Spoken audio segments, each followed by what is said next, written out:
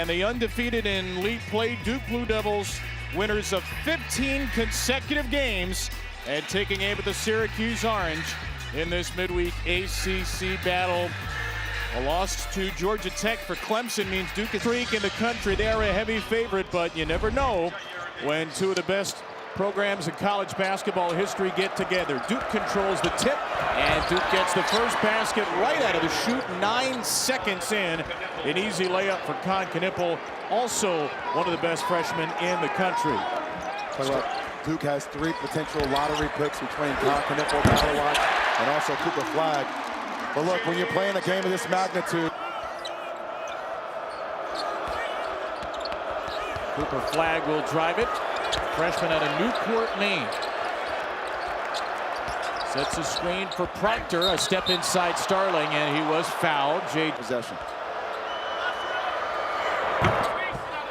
So free prize for a game against North Carolina. But then coming your next game and be into Lampkin again. He's got the switch on the much smaller James. Lampkin got a shot off but couldn't finish. Great rotation by Duke. He got him wide open down low from Malawat. Hey! And Malawat stuffs it on the feed from James. Well, look, Lampkin needs to sprint back.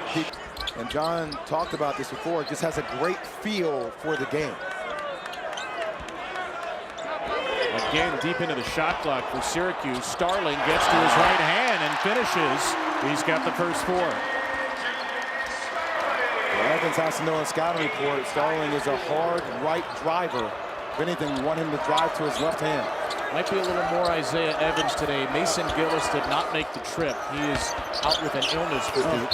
Knippel leans into Taylor, and maybe since your 2001 title team, has anything dissuaded you of that notion watching? Knippel and Flagg and Malawat play older, but they're fierce. Crown all defensive team in the league with Syracuse a year ago. Flagg, such a tremendous distributor. Knippel, well balanced in the lane. From Brown, who waits for Flagg to get the ball, but it's poked away. Duke scrambles back so well defensively in transition, and the Orange cannot get an easy shot. Starling to pull up, line drive in at 3, and he's got all 7. Well, 6 for 18 shooting in the win over Cal last game. J.J. Starling has begun 3 for 5. Cooper Flagg has not gotten a shot off in this game as of yet. First one. And he rattles it home. 2-3 zone. Yeah. Brown into McLeod. Flagg back on the floor for Duke.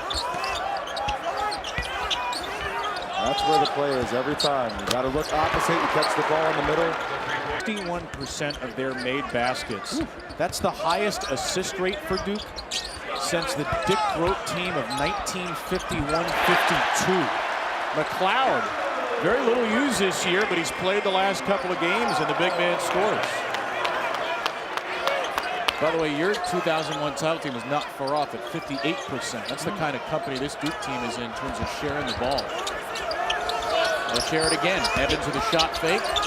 Back for Proctor, a 3. It's good. Evans and Flagg.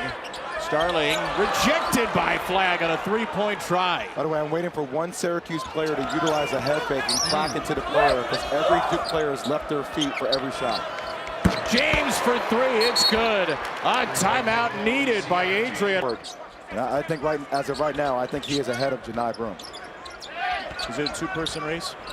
Yes. It's between Cam Jones, he's in that too, but I think it's between those 2 respectively. Bell puts it on the deck and rattles home a 3. A needed answer. Doesn't seem to be forcing it, knocking down shots better from the perimeter, really extending that defense offensively. Evans around Starling into McLeod, spiked off the glass. Once again, so few opportunities to run against a Duke defense that rates 3rd in the country in defensive efficiency, behind only Tennessee and Houston. And just look how far out Syracuse is running their offense. Good pass. McLeod catches and finishes. 2 baskets for Naheem McLeod. Wake is there too. Wake gave Duke a good fight week and a half ago, ultimately fell at home. Proctor for 3. Like we talked about, if you keep going under those screens, I know Syracuse typically sits in deep drop coverage, But if you're Tyrese Proctor, Con Knipple, Cooper Flag, you have the green light to shoot every time you see that opposing guard go under. Dukas at 5 of its last 7 from deep. Very good three-point shooting team, and they take a lot. Davis fading and scoring to Starling, whose 3 is short. Carlos picks up Flag again in the half court. James drives it over McLeod and finishes. It's obvious he needs to improve his shooting, but he has a great feel for the game, high basketball IQ, and he's great at making reads. Now, this team has no traditional point guard, but they have a lot of playmakers. And there's one of them, Knipple, who is fouled in the act of shooter. You can play off of him, and you can contest late with that 7'6" wingspan. The last 5 games, and that's including a goose egg at BC. 20 game for him. Every drill you see him work out in, he goes the same. 7 for 20 from the field. Even hard shots. Carlos. Tough. Just off the bench.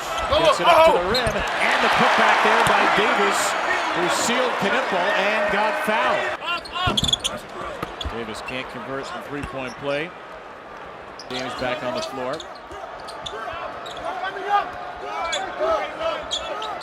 Flag. That's where he's going to get a shot. He's going to get a shot on any pick and roll with Malawach because Lampkin is in such deep drop coverage. Once again, Duke back defensively. Taylor. Listen to the communication on the court. Wow. Found Lampkin. When we talked about Lampkin sealing, Malawach trying to be aggressive. He kept him on the high side, sealed him off. And nobody should be able to get around Lampkin's seal with that size and frame he has. 1,001 career points for Lampkin. Congratulations to him. Malawach. Thunderous finish. If you're Cooper Flag, that's going to be your bread and butter. Any kind of middle of the court pick and roll with Lampkin. Even if he shows, Flag is good enough to get to the rim off the dribble. Back-to-back possessions, they've gotten a point, a basket from Flag. Malawach pick and roll. And there's a 3 for Lucas Taylor. Much needed for the senior from Raleigh.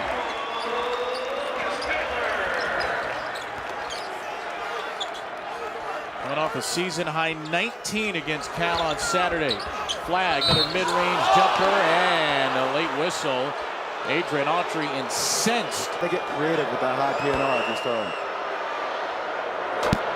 Those reads with his eyes, and that takes a certain level of awareness each and every put out.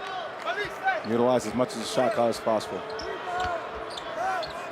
Both teams have used their first half timeout. Proctor. Malawach screens for a Proctor 3. Like I said, Lampkin is in drop coverage. You're going to get a wide open shot. And it's knocked away from Starling at the end of the half. Brown heaves it, and Brown back rims it. A three-pointer and a takeaway. Telegraph where you're going to pass the ball. Starling looking exactly where he wanted to pass the rock. Con Knipple and Tyrese Proctor each had 9 in the first half. Knipple set up by James, spins in. Duke's 7-3 of the night.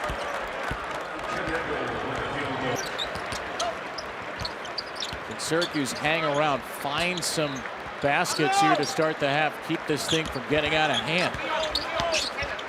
Davis, that'll do it. Big man. There we go. Off his hands though. You like the idea there? Well, drag that screen out, force that defender to come with you. Proctor elevates and scores it over the top of the freshman Moore. Turn face, go baseline. Gonna isolate Davis again. Another fadeaway jump shot. He hits another. That was great body control. Miller hoists a 3. It's not close.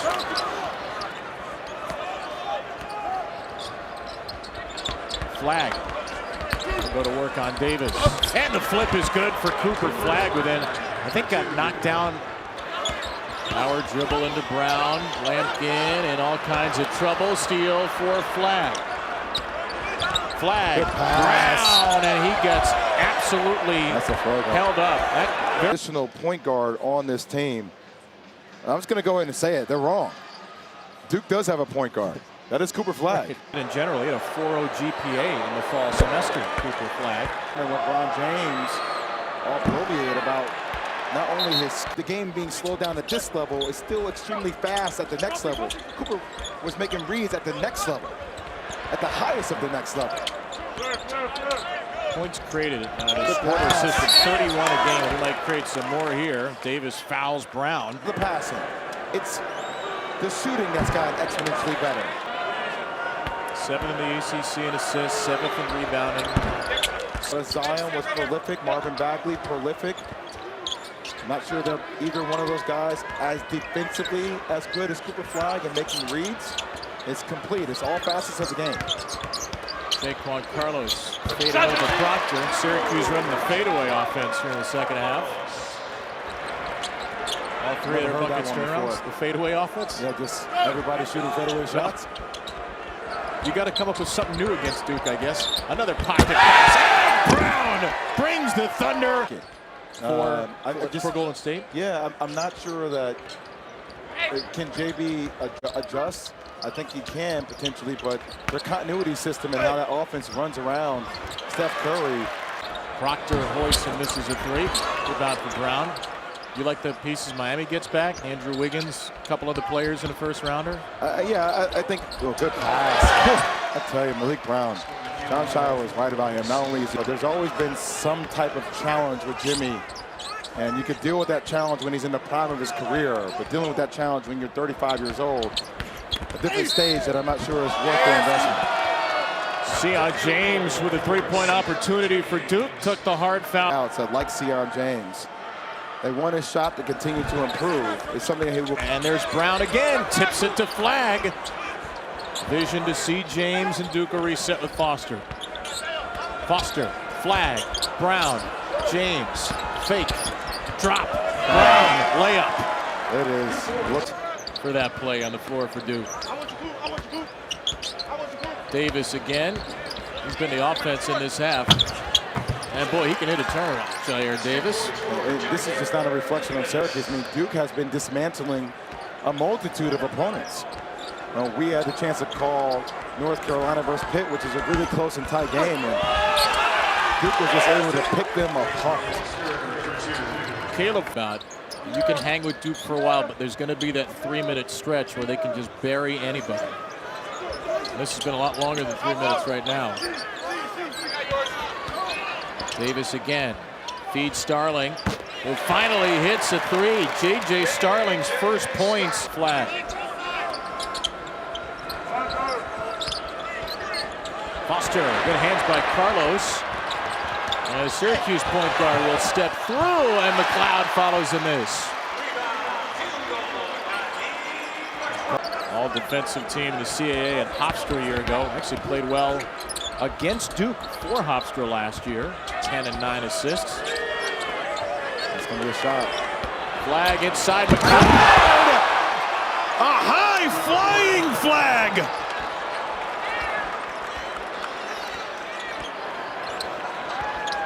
The kid that drove 8 hours from Canada is going to feel like he's flying on the 8 hours back home now. Flagg with a blocked shot. That's just a smart foul by Bell, because who knows what would have happened here on the perimeter. I mean, it's going against a guy who's 7'4".